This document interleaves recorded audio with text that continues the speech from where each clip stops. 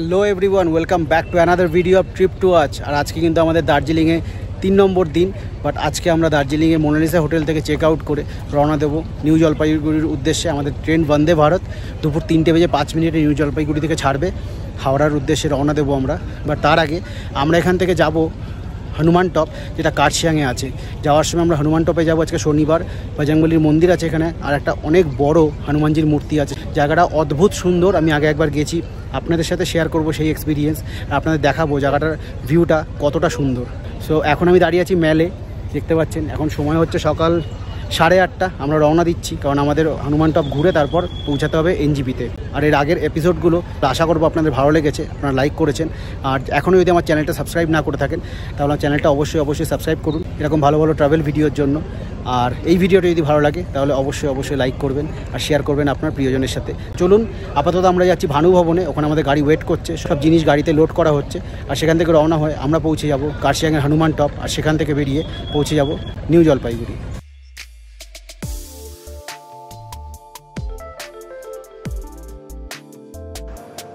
দার্জিলিং থেকে কার্শিয়াংয়ের দূরত্ব প্রায় 50 কিলোমিটার এবং শিলিগুড়ি থেকে কার্শিয়াংয়ের দূরত্ব প্রায় 22 কিলোমিটার।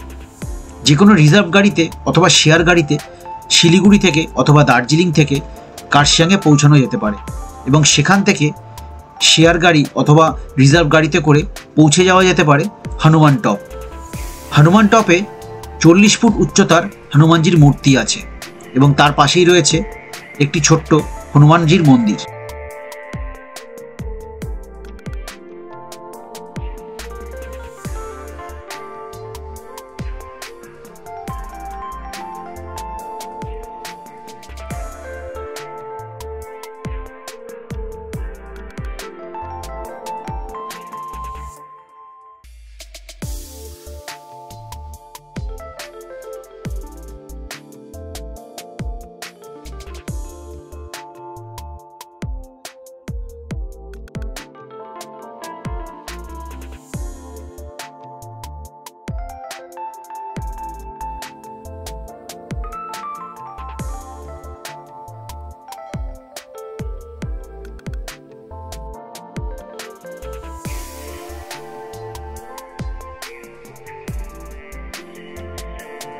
কার্শিয়াংয়ের নয়া বস্তি এলাকায় অবস্থিত ক্যাসেলটন টি কোম্পানির শঙ্কর টি গার্ডেনে তৈরি করা হয়েছে 40 ফুট উচ্চতার এই হনুমানজির মূর্তি।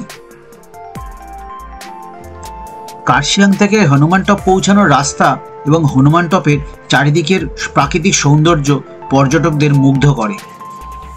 কার্শিয়াংয়ের বিভিন্ন জায়গা এবং হনুমান স্ট্যাচু বেশিরভাগ সময় মেঘের ভেতরেই ঢাকা থাকে।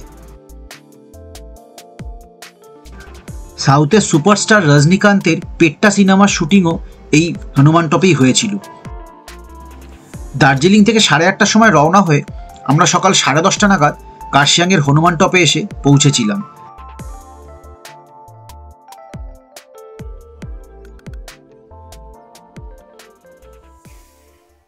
আমরা এখন এসে পৌঁছেছি হনুমান টপে, যেটা কার্শিয়াংয়ে একটা চা বাগানের মধ্যে একটা জায়গা, যেখানে এরকম বড় একটা হনুমানজির মূর্তি আছে আর একটা হনুমান মন্দিরও আছে।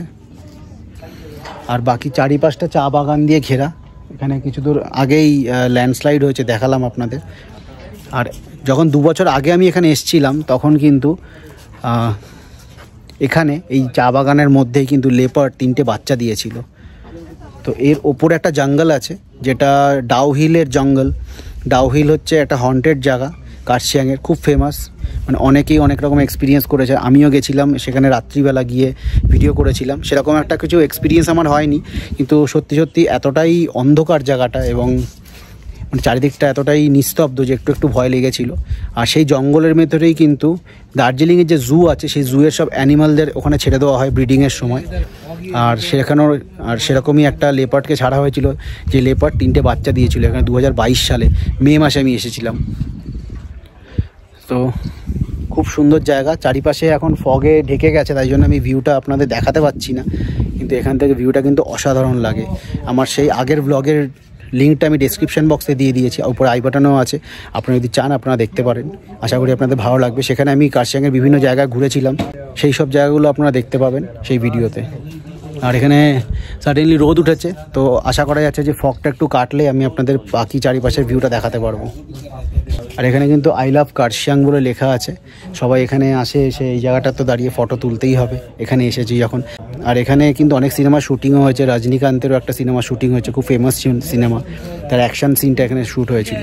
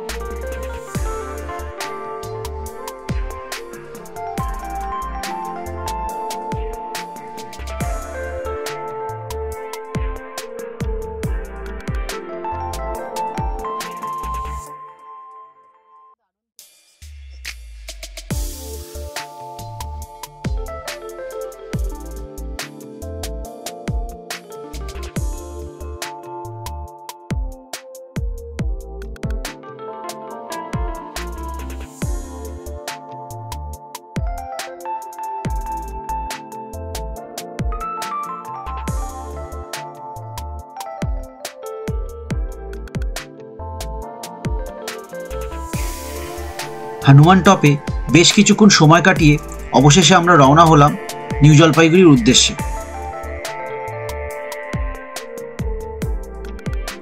তবে কার্শিয়াং থেকে নিউ জলপাইগুড়ি পৌঁছানোর রাস্তার প্রাকৃতিক সৌন্দর্য অসাধারণ। প্রথমে পাহাড়ের ওপর চা বাগান, তারপর সমতলে রাস্তার দুপাশে সবুজ চা বাগান। সবুজে মোড়া প্রকৃতির এই অদ্ভুত সুন্দর ছবি দেখতে দেখতে আমরা পার হলাম মহানন্দা নদী।